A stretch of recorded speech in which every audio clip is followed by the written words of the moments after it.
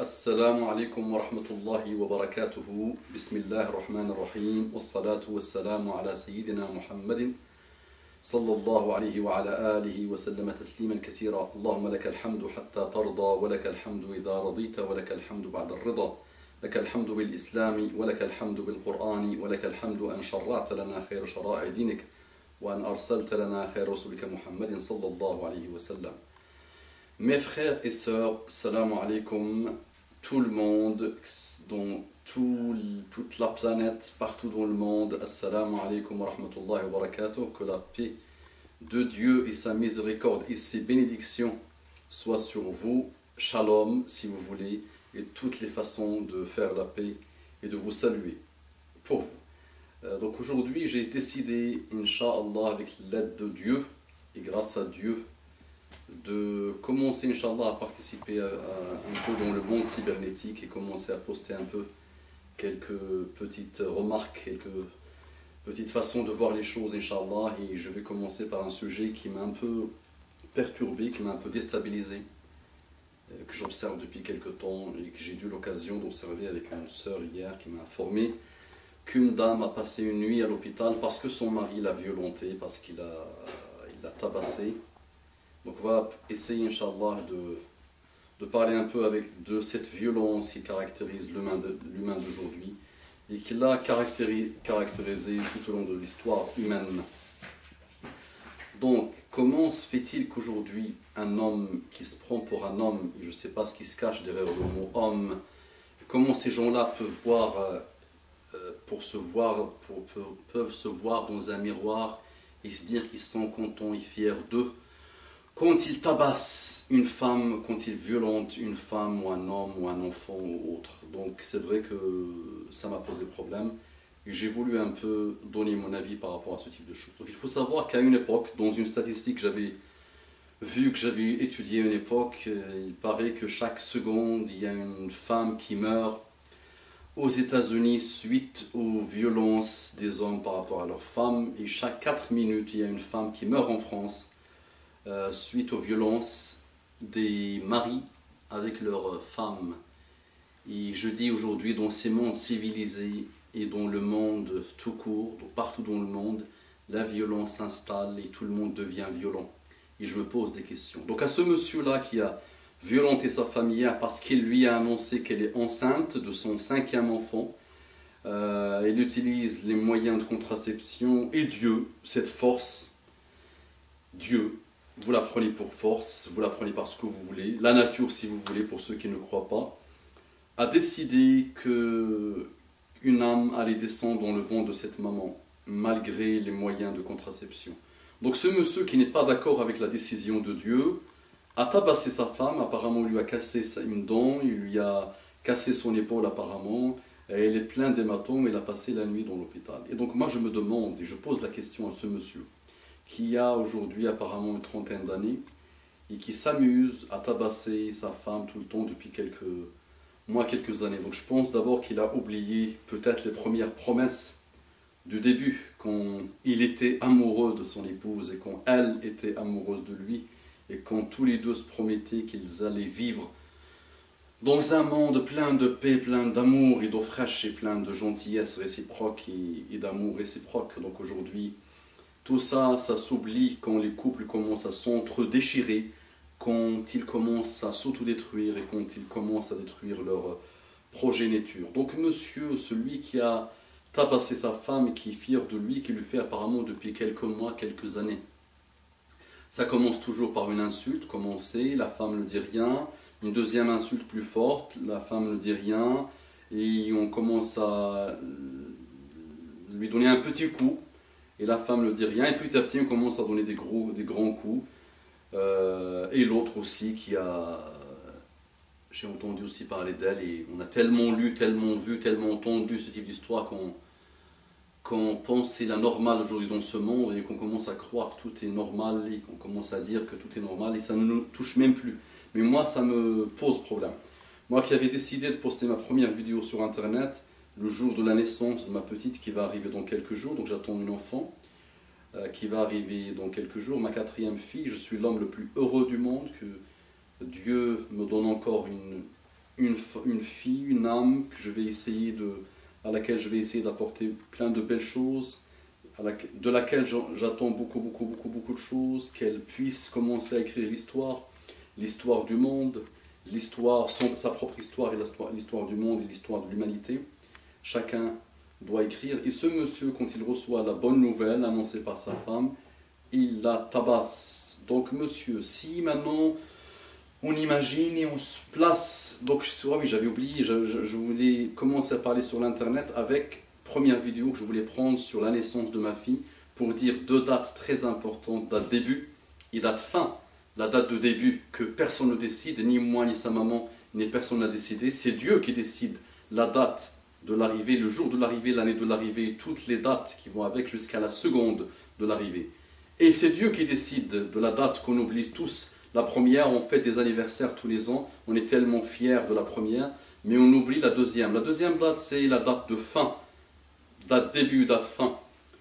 Et je voulais commencer à poster des vidéos autour de ça, autour de ce que je pense moi de la vie, de ce qui se passe dans la vie, par rapport à toutes mes expériences, par rapport à tout ce que j'ai vécu, tout ce que j'ai pu observer, tout ce que j'ai pu lire, moi qui médite sur l'histoire humaine, sur l'humain et sur cette race un peu spéciale, depuis Adam.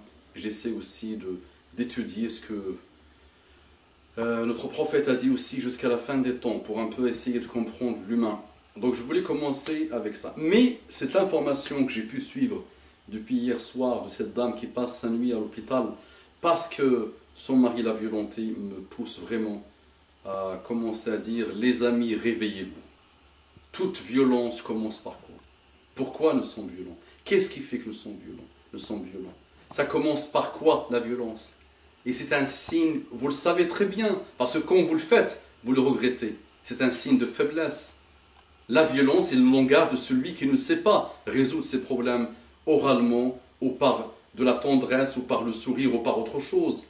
Celui qui tabasse un enfant, ou sa femme, ou quelqu'un, c'est qu'il est faible, c'est un vrai faiblard. Donc monsieur, et vous savez tous là, qui est en train d'écouter cette parole, que peut-être vous êtes cette chose, cette personne qui a tabassé sa femme, ou qui a tabassé son enfant. Vous savez très bien que ça a été la cause de beaucoup de destruction. Vous savez très bien que ça a été la cause de beaucoup de séparation, beaucoup de cassures dans des vies. Je dis à ce monsieur-là qui tape et qui a tabassé sa femme pour la énième fois, même parfois devant des gens. Mon ami à moi m'a dit qu'une fois, il était en train de la tabasser, et là il essayait d'intervenir pour lui dire crains Dieu, ittaqallah. Cette phrase-là, quand on l'entend, quand quelqu'un soumis à Dieu, ou même qu'il n'est pas soumis à Dieu, quand on lui dit calme-toi, normalement il doit se calmer, et lui il ne se calmait pas, plus elle lui disait calme-toi, crains Dieu, ne fais pas ça, plus lui il continuait parce qu'il était devenu à ce moment-là un être complètement diabolique et satanique qui ne pouvait pas se contrôler. Donc la violence est partout, elle caractérise le monde d'aujourd'hui.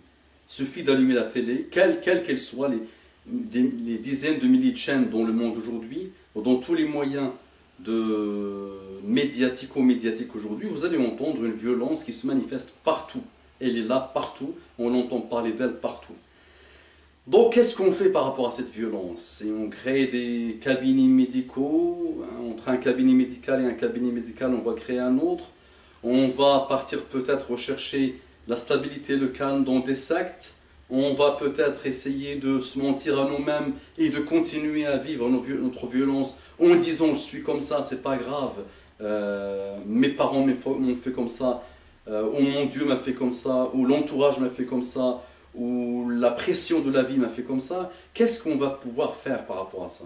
Et on continue à pondre, à faire cette violence, à la maintenir telle qu'elle est aujourd'hui, à tous les niveaux, ou est-ce qu'on fait la paix avec celui qui nous a créés et qui connaît très bien notre notice de fonctionnement? Qu'est-ce qu'on fait?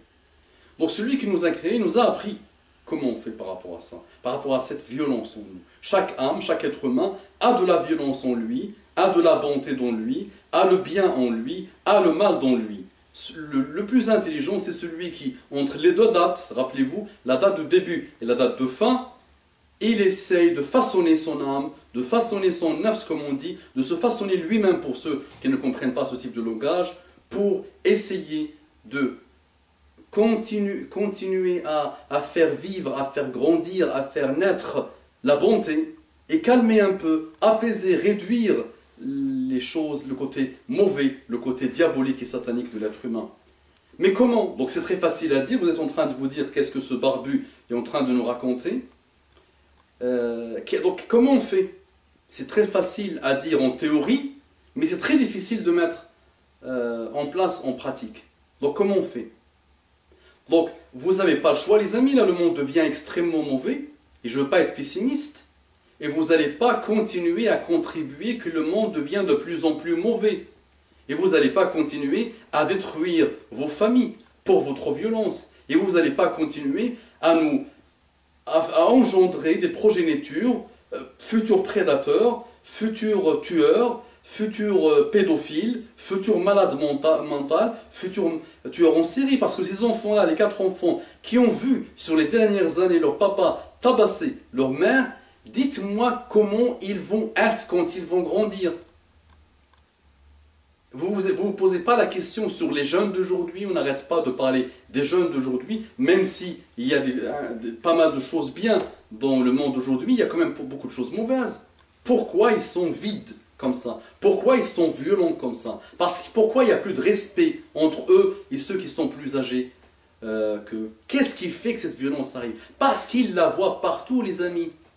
C'est parce que Dieu nous donne des enfants purs, une feuille blanche, et nous on commence à écrire les mauvaises choses. On commence à écrire de très très très mauvaises choses, et après quand l'enfant devient adolescent, on commence à se dire « mon enfant est violent, mon enfant est mauvais ».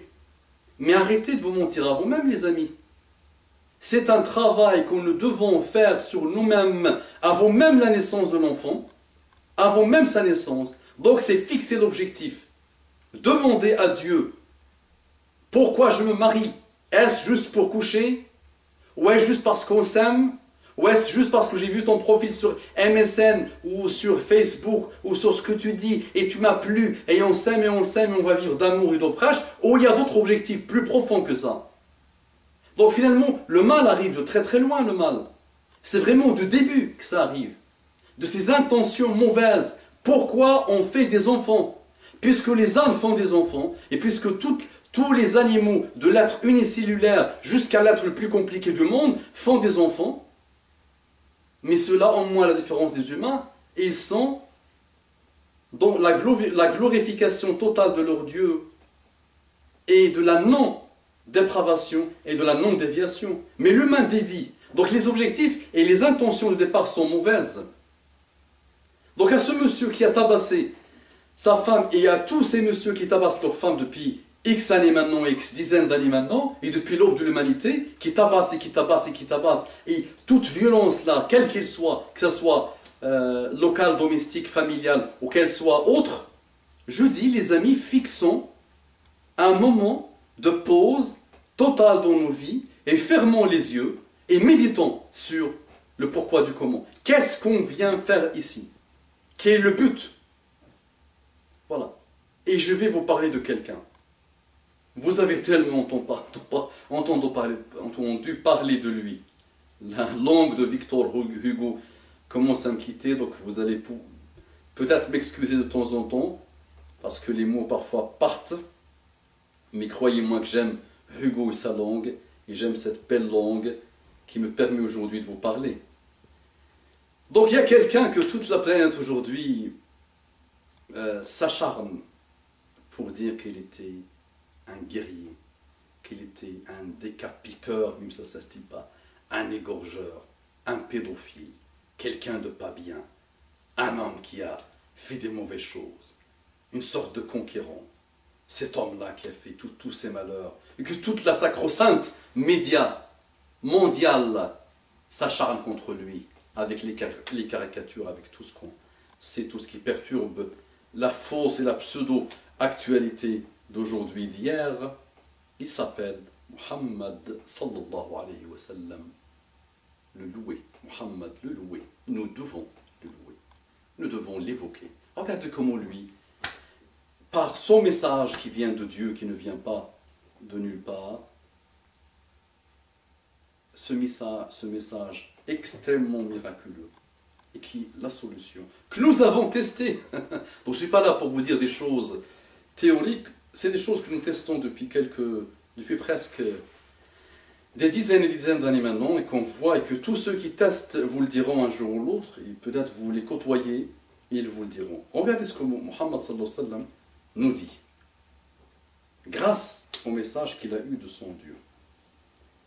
Parce qu'on ne peut pas, un homme tout seul ne peut pas inventer toute cette ossature, toute cette structure extrêmement puissante qui régit et qui doit régir la vie de l'être humain aujourd'hui, qui a besoin de son Créateur. Et comme vous le savez, même si vous ne le savez pas, toute votre vie pointe vers ça et vous le démontre, c'est que toute créature a besoin de son Créateur et qu'on ait la notice et qui nous a indiqué le chemin à suivre et que nous devons faire l'effort, le jihad, pas celui que les médias vous racontent. Le vrai jihad, c'est le jihad de nafs, le jihad de son ego, le jihad de soi-même. Donc, il nous dit, ce prophète, que la paix de Dieu soit sur lui, sallallahu alayhi wa sallam.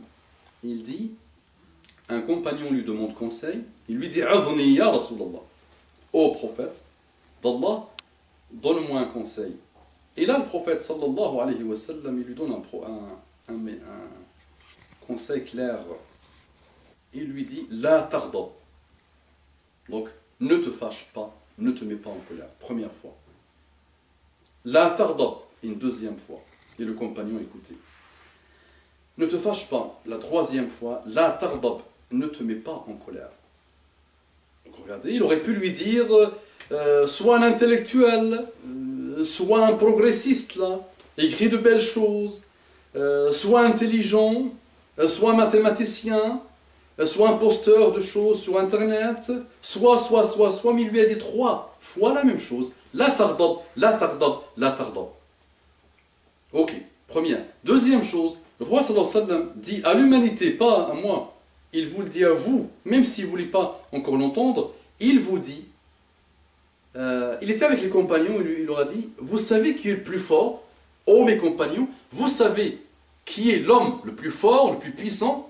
Et là, chaque compagnon a répondu, des compagnons ont répondu, il y a un qui a dit le plus fort, c'est celui qui a la force physique, le plus fort, c'est celui qui sait peut-être manier le sabre, le plus fort, c'est ci. Et là, le prophète sallallahu alayhi wa sallam dit, que la paix de Dieu soit sur lui, il dit, le plus fort, c'est celui qui sait se contrôler au moment où il est en colère. C'est celui-là le plus fort.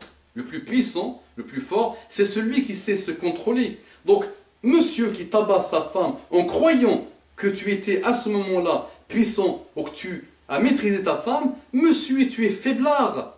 Et tu n'es pas dans le vrai critère d'évaluation des hommes, tu n'es pas fort, tu n'es rien. Et crois-moi que je t'aime pour te dire ça.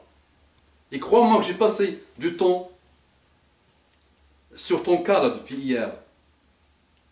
Donc c'est pas pour le plaisir, c'est pas pour te défier ou pour te faire mal.